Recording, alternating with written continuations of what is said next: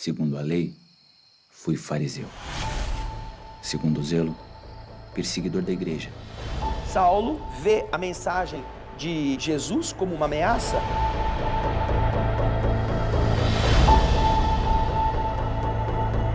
Vós sempre resistis ao Espírito de Deus. Podemos dizer que a maior cura de Paulo foi a espiritual.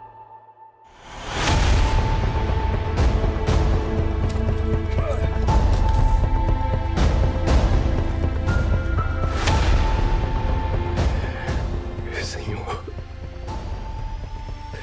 não lhes impute esse erro. Então eu imagino naquele momento a união de Estevão com Jesus.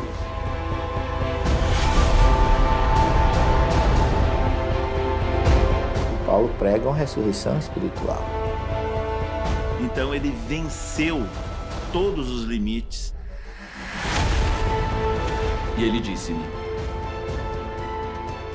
Eu sou Jesus, Nazareno, a quem tu persegues.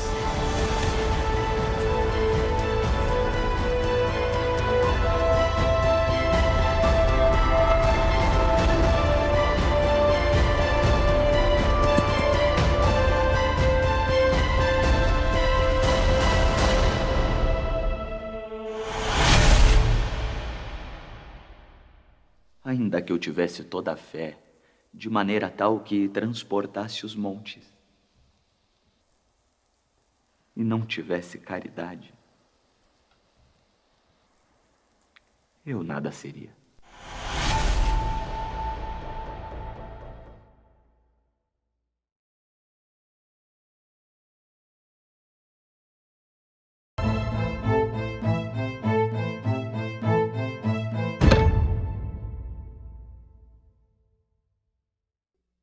Olá, amigos da TV Mundo Maior. Por que será que algumas pessoas não conseguem progredir na vida pessoal ou no trabalho? Essa foi a dúvida que o Glênio de Goiás nos enviou por e-mail. E é sobre esse tema que nós vamos falar hoje. André, o Glênio nos escreveu dizendo que ele tem 49 anos, ele é solteiro e não tem filhos. E segundo ele, também não tem bens materiais. E ele acha que ele não consegue progredir na vida. Você acha que isso tem uma explicação espiritual? Tudo que há no universo é Deus, Espírito e matéria, né?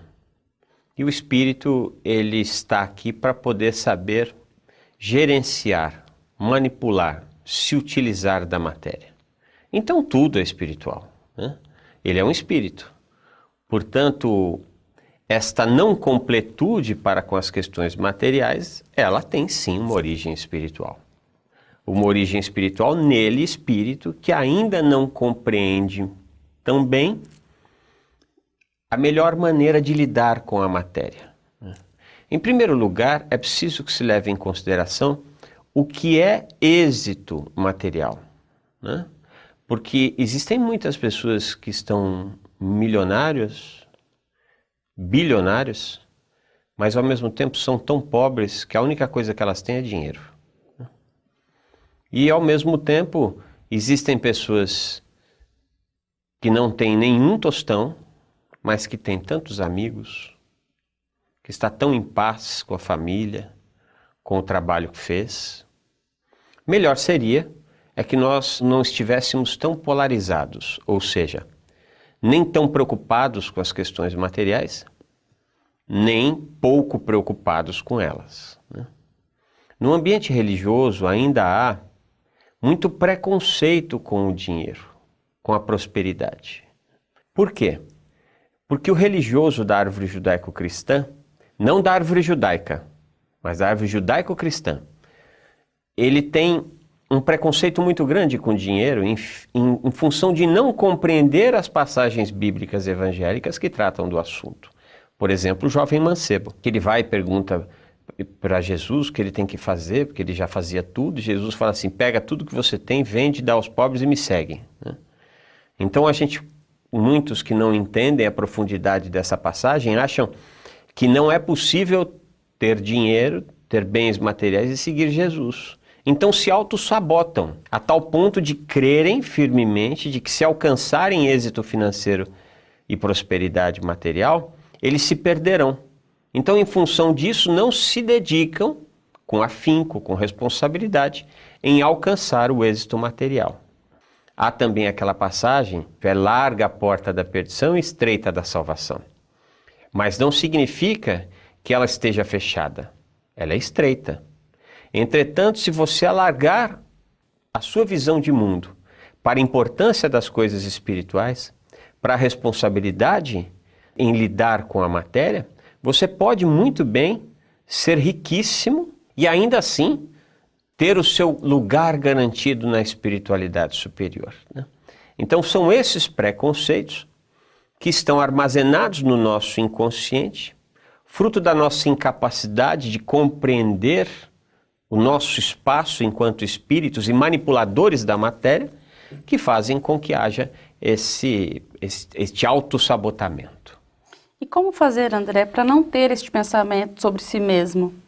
Bom, é um trabalho que requer perseverança, planejamento e tratamento, né?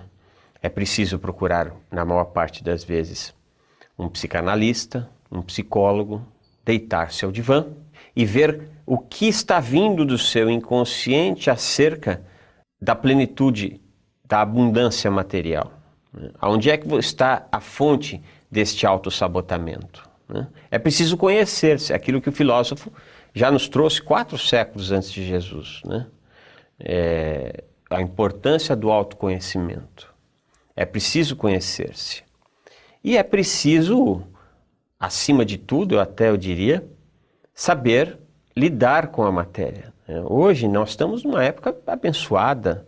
Se a pessoa entra no grande site de buscas que há, não precisamos nem falar o nome, todos sabem, e ali você fala economia doméstica, enfim, não importa, como economizar, como ter uma vida próspera, ali vai ter uma quantidade enorme de gurus, entre aspas, coachings, ensinando como é que você deve estruturar a sua vida financeira para ter paz, né?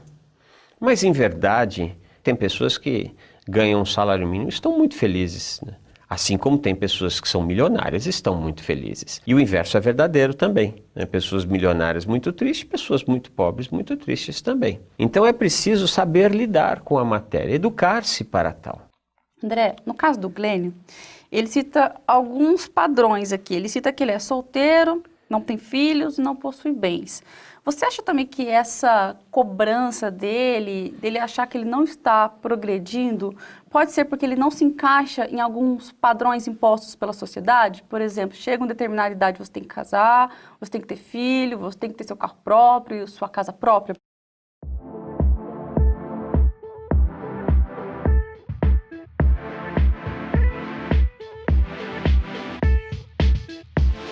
Ainda mais nos tempos atuais, onde as vidas estão expostas no Facebook, né? No Instagram e nas outras redes sociais.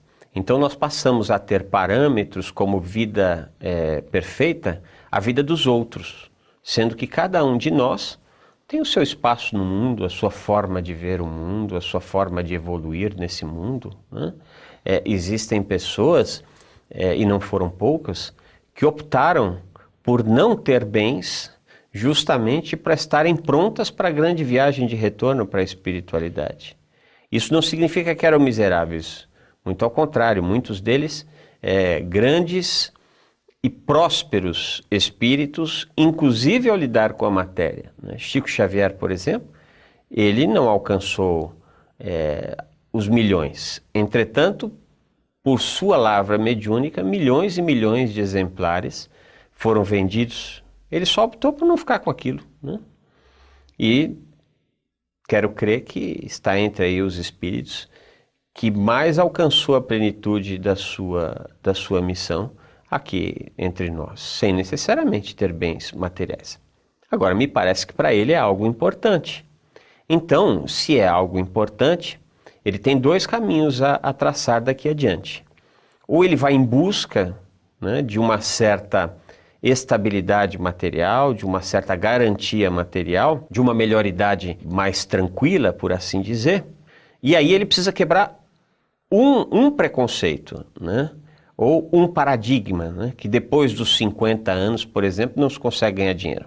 Mas é preciso debruçar-se, preparar-se para poder alcançar tempos melhores. É preciso poupar, é preciso saber poupar, é preciso saber ganhar, evitar a perda desnecessária. É preciso preparar-se para isso. Então é preciso preparar-se psicologicamente e é preciso preparar-se culturalmente, adquirir cultura para tanto, né?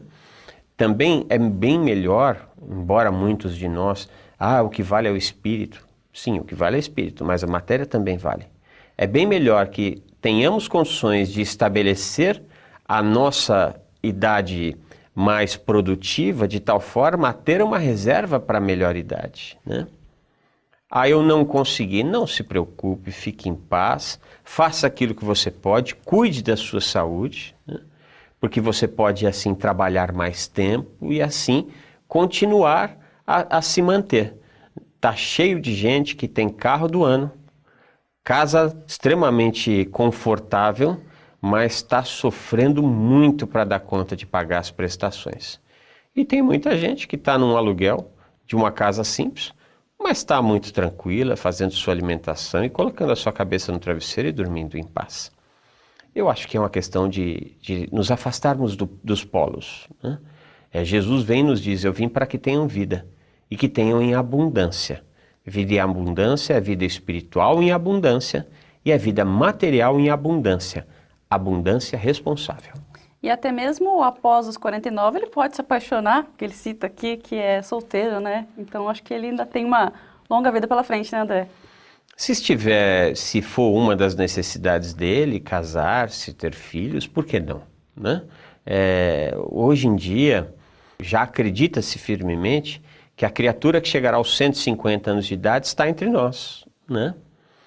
A ciência cada vez mais está aumentando a longevidade. Mas, em verdade, se nós tivermos condições de viver até os 100, o que eu acho bastante possível hoje em dia, fazendo uma alimentação adequada, cuidando da mente, porque como disse Juvenal, mente sã, corpo são, fazendo uma prática esportiva, você pode muito bem chegar aos 90, aos 100, né? E chegar com qualidade pelo menos aos 80. Isso no cenário atual, mas nós não sabemos o que está por vir aí, o que a ciência vai nos trazer aí. Então sejamos pessimistas. Chegar aos 80 com qualidade de vida, ele está com 50, ainda tem 30 anos. Em 30 anos dá para fazer muita coisa. Muito obrigada, André. Nós que agradecemos. E você, tem algum assunto que gostaria que fosse comentado aqui no boletim? Então escreva para faleconosco, tvmm@feal.com.br. Muito obrigada e até a próxima.